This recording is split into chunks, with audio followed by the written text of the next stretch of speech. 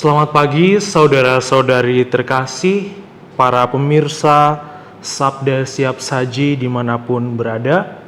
Kembali lagi pada hari ini kita berjumpa dalam Sabda Siap Saji edisi hari Selasa tanggal 27 Mei 2025.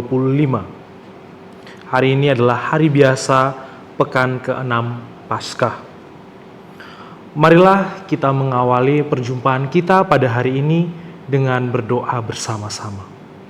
Marilah kita berdoa dalam nama Bapa dan Putra dan Roh Kudus. Amin. Allah Bapa, sumber sukacita, Engkau senantiasa memperbaharui hidup kami berkat kehadiran Roh Kudus. Semoga dengan menjadi putra-putrimu, kami boleh mengambil bagian dalam kemuliaan kebangkitan Putramu. Dengan pengantaran Yesus Kristus Putramu Tuhan kami, yang bersama dengan Dikau dalam persatuan Roh Kudus, hidup dan berkuasa Allah sepanjang segala masa. Amin. Marilah kita mendengarkan firman Tuhan. Inilah Injil suci menurut Yohanes. Dimuliakanlah Tuhan. Dalam amanat perpisahannya, Yesus berkata kepada murid-muridnya, "Sekarang aku pergi kepada Dia yang telah mengutus aku, dan tiada seorang pun di antara kamu yang bertanya kepadaku, 'Kemana engkau pergi?' Tetapi karena aku mengatakan hal itu kepadamu, maka hatimu berduka cita.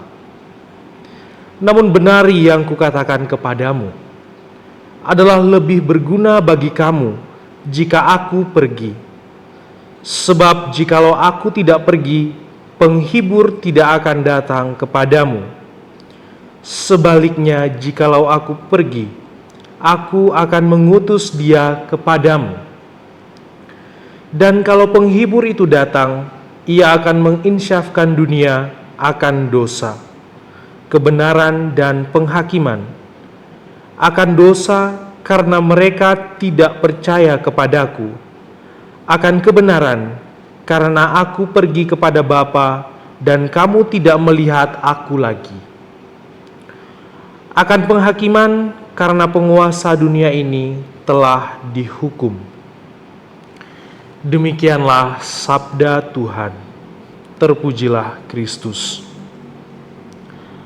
Saudara-saudari terkasih, saat ini kita masih berada dalam masa Paskah. Masa Paskah yang artinya kebangkitan Kristus dari alam maut. Dalam bacaan Injil yang kita dengarkan, kita mendengar bahwa Yesus berkata-kata kepada para murid-Nya. Dia memberikan tanda-tanda bahwa sebentar lagi Yesus akan berpisah dari para murid-Nya. Dan sebentar lagi kita akan merayakannya dalam hari raya kenaikan Tuhan kita Yesus Kristus ke surga. Dalam bacaan Injil kita mendengar bahwa ketika Tuhan Yesus naik ke surga, Dia tidak akan melepaskan kita begitu saja. Melainkan ketika Yesus itu naik ke surga, Ia akan mengutus penghibur kepada umat manusia, yakni Roh Kudus. Yesus harus naik ke surga sehingga Ia bisa mengutus penghibur yang akan menemani manusia dalam menjalani ziarah kehidupan di tengah dunia. Dalam bacaan Injil yang kita dengarkan, Yesus juga mengatakan, kalau penghibur itu datang, yakni Roh Kudus, Ia akan menginsyafkan dunia akan dosa, kebenaran dan penghakiman. Akan dosa karena mereka tidak percaya kepada Yesus itu sendiri. Karena itu, Roh Kudus berkuasa menuntun setiap orang untuk berjalan pada kebenaran, menginsyafkan orang-orang berdosa dari kedegilan hati, dari segala kesalahan yang sering diperbuat. Sebagai manusia yang lemah, kita kerap kali jatuh ke dalam dosa yang sama berkali-kali.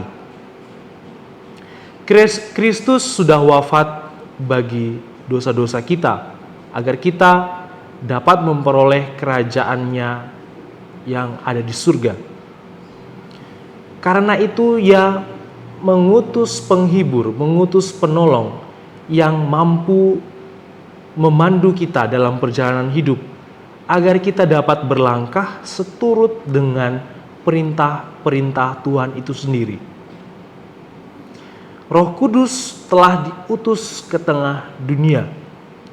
Yang menjadi pertanyaan besar saat ini, apakah kita mampu dan mau untuk membuka hati kita terhadap kehadiran Roh Kudus dalam hidup kita? Kerap kali kita enggan atau bahkan menutup diri terhadap kehadiran Roh Kudus dalam hidup kita.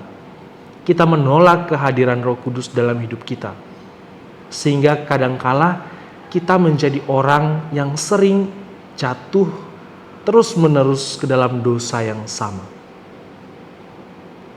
Kita kadang beriktikad untuk bertobat, tapi akhirnya kita jatuh kembali pada dosa yang sama. Mengapa demikian? Karena kita tidak pernah mengundang kehadiran Roh Kudus dalam kehidupan kita. Roh Kudus adalah roh kebenaran. Ia menuntun kita untuk berjalan di jalan yang benar, seturut dengan kehendak Allah. Roh itulah yang akan membimbing kita, melindungi kita, agar kita pada akhirnya sampai pada Kristus itu sendiri. Karena itu saudara-saudari terkasih, firman pada hari ini mengundang kita untuk membuka diri terhadap kehadiran Roh Kudus. Kita mengundang Roh Kudus itu untuk hadir dalam kehidupan kita.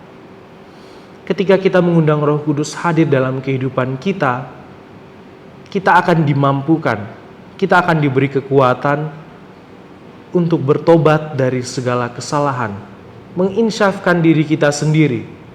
Dan dengan demikian pada akhirnya Roh Kudus dalam diri kita akan membantu kita berkarya untuk membantu orang lain, menginsyafkan orang lain, agar semua orang percaya kepada Kristus.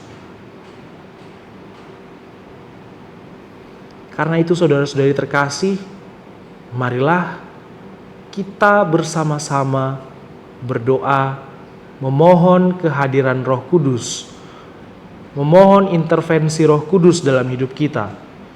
Kiranya Roh Kudus menuntun kita, membantu kita untuk menghindari hal-hal yang tidak dikehendaki Allah,